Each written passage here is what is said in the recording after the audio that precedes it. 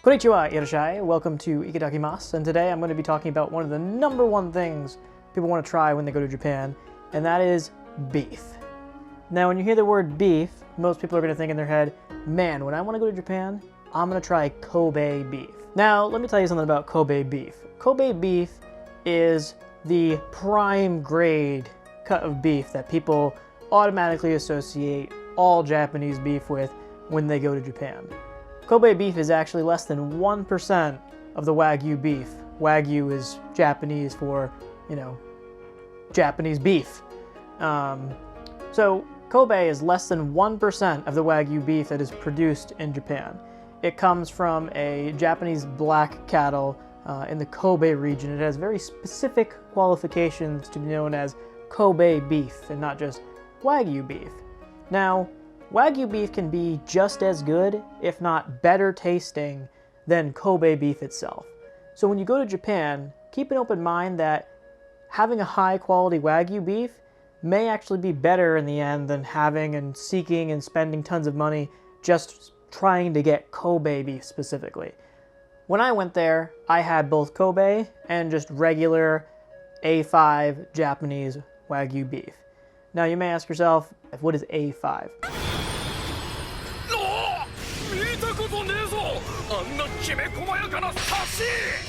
Well, in Japan, beef is graded on a scale from A to C based on the yield, how much you get out of the cow when you turn it into delicious, meaty morsels.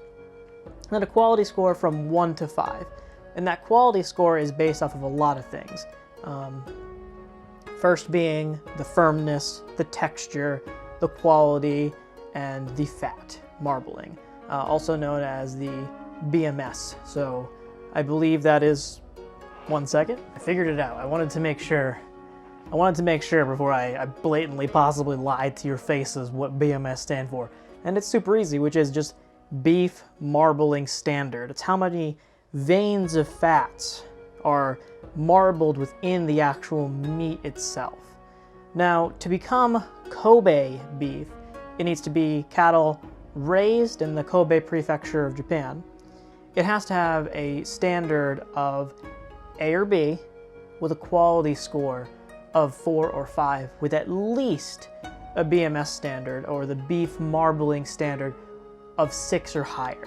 Now the beef marbling standard is actually from 1 to 12. I'll put a picture up so you can see what I'm talking about.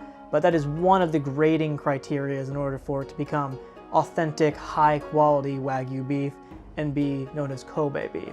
And it needs to have the authentic Japanese chrysanthemum, the Japanese chrysanthemum seal stamped on the meat itself.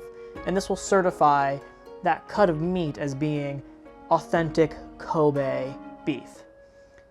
Now, as I mentioned before, when I went to Japan, I had authentic Kobe beef and I had A5 Wagyu beef at a Wagyu restaurant. The Kobe beef, in comparison for the amount I got, was significantly more expensive than just the A5 Wagyu beef. Don't get me wrong, they were both pricey. I believe it was like $15 for a skewer of Wagyu beef, and it was small little chunks. I'll put a picture of it. They weren't very big. It was like $15 for that.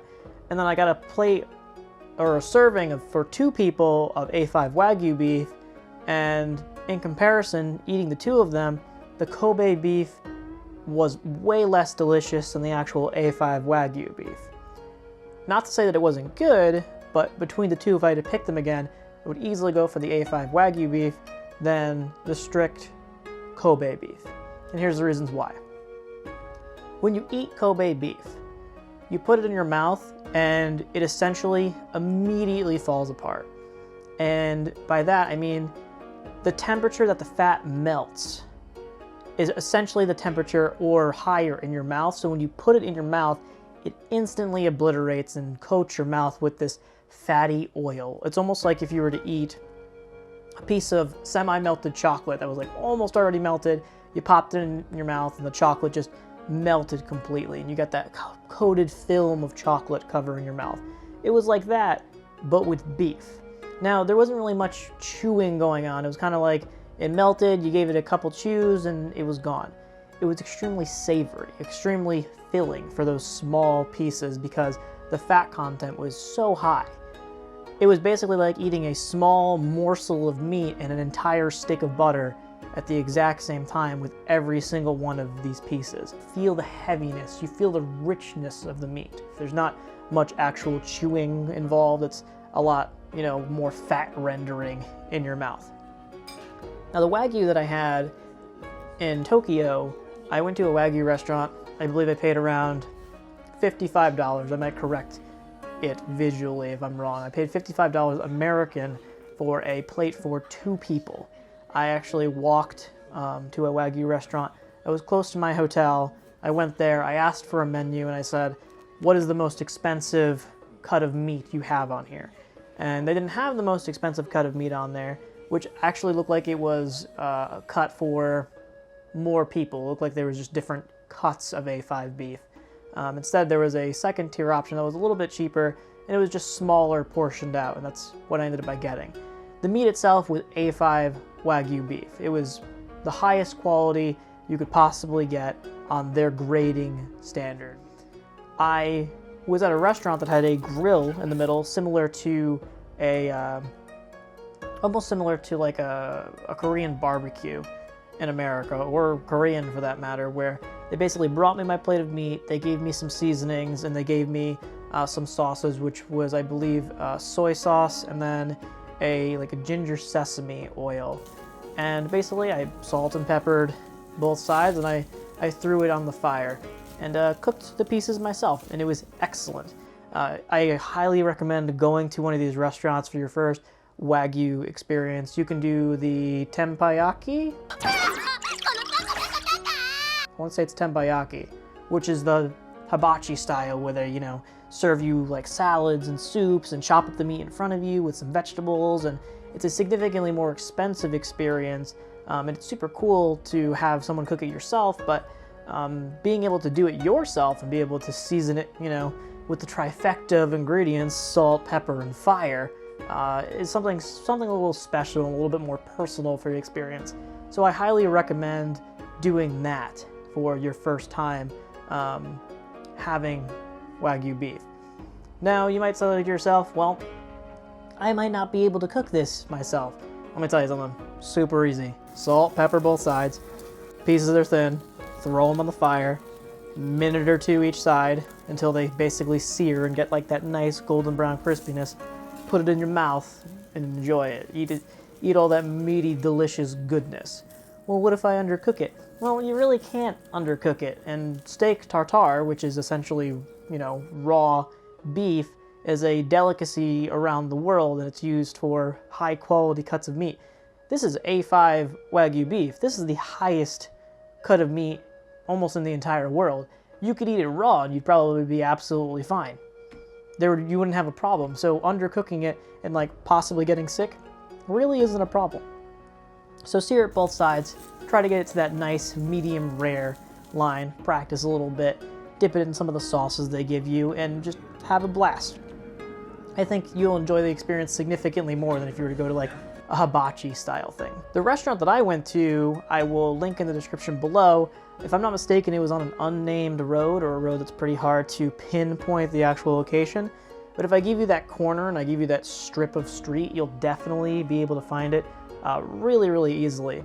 And when I went there, I ended up by chatting with some businessmen across from me that clearly they could tell I was a foreigner, and they were just having a grand old time talking to me in the significantly broken Japanese that I do know in my little translator on the phone.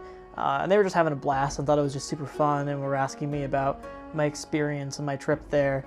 And then they started buying me some alcohol, which I don't know if it was definitely not sake. It was not a rice wine, I could kind of tell.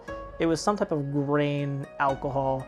I guess maybe it was soju or something along those lines, but got a little tipsy with some of the local businessmen there, and they thought it was hilarious. One, because I was become obviously more intoxicated, and at the same time I was standing up with my Canon C100, videotaping my meat being cooked on the open flame, and then taking out my iPhone and taking pictures and whatnot. So just kind of seeing this foreigner do crazy foreigner tourist stuff they really got a kick out of, and the more intoxicated I became, the more entertained they clearly were. Now let's talk about the actual flavor of the regular A5 Wagyu beef. With the salt and the pepper, it was perfect. Salt, pepper, a little bit of smokiness from the fire of the little grill pit. It was absolutely delicious. With the soy and sesame, which may seem like they might have been overpowering for the meat, were not. They were like a very light flavor that they added, a little bit of uniqueness and a little bit of punch. And it just helped break up having different flavor profiles while you were eating it. If I was to describe the meat flavor in general, I'd have to say it was the most delicious piece of steak I've ever had in my life. So think about the best steak you've currently ever had and probably multiply it by about 10. And I would say that A5 Wagyu beef was around there for me. I've never had anything like it in my entire life. I've never used the term melt in your mouth before, but it legitimately melts in your mouth. But with this A5 Wagyu, in comparison to the Kobe, there was a little bit of more texture, a little bit more bite. So you had something to kind of, chew on and swallow versus kind of just swallowing your food like a snake. But yeah, so between the two of them, they're both very, very delicious. Don't get me wrong, I have nothing against Kobe. It's just not my particular cut of beef. It was more meaty versus more savory, coming from America, where the beef marbling over here for the fat is pretty terrible in comparison to Japan's. Thank you guys for watching. Make sure to subscribe and like the video if you enjoyed learning about the high quality Wagyu beef versus the Kobe beef. Now hopefully you have some information if you go to travel to Japan for any reason, to see if you want to do either just a regular Wagyu experience or if you want to do a Kobe experience where you really want to track down that Kobe cut of beef, depending on your taste profile, of course. Make sure to subscribe and hit the little bell if you want to be updated in the future about more Japanese content. I have lots of content coming out for the Hanami sake reviewing, or also known as cherry blossoms, for the March to May season in Japan. Different places to go, like the aquarium, different culture differences between being an American, going to Japan, and experiencing it for the first time. And yeah, tons of extra content and delicious goodiness for your faces, for your viewing pleasure, per se. So I hope you guys liked the content, and I will see you guys next time. Thank you for watching, itadakimasu, and I hope you enjoyed. Ciao!